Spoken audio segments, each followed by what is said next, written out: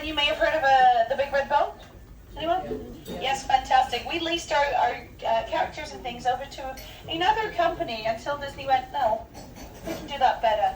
So Disney, of course, wanted to create their own cruise line, and their first ship came out in 1998, so we're talking, the time before that, that sort of in the 90s, we were looking at how we were going to build our ships. And so we were looking back and we were told to out-tradition tradition. We wanted the golden age of cruising feel on our ships. What do I mean when I say the golden age of cruising? Well, in the early 1900s, late 1800s, cruising was a little more than a means to an end until a man named Albert Bailyn came onto the scene. Now, he was the general director of Germany's Hamburg America line, and he saw a niche in the market that no one had tapped into, and that was the need for luxury cruises across the ocean.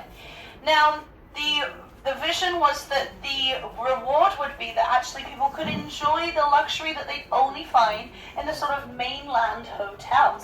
And actually they could explore it here at sea. So we wanted that classic look and feel, and Albert Bailyn, he actually launched his first big ship, the America, in 1904. So since then, that has set the standard of cruising. But of course, other companies want to get involved. You may have heard of Cunard. They brought out their floating palaces. And you may have heard of a company called the White Star Line.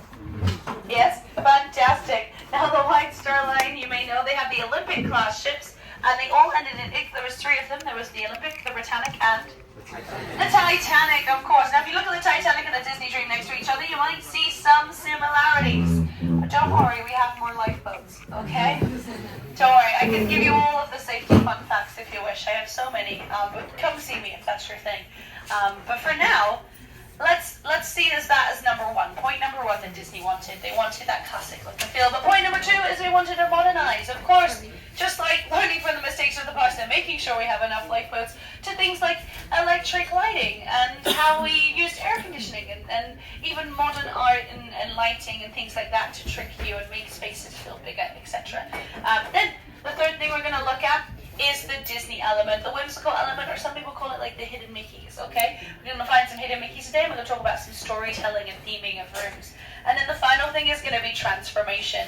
Now, when we walk around the ship, I'll point out some things that you'll start seeing everywhere you go about the transformation of the ship. But also, how when you're in a space for a little bit longer, things transform and you start to look at them a little differently. So let's start with here, Meridian. Hooray, you all found it. Yay! You probably all have done the tour already, okay? But you have made it to Meridian. Now let's talk about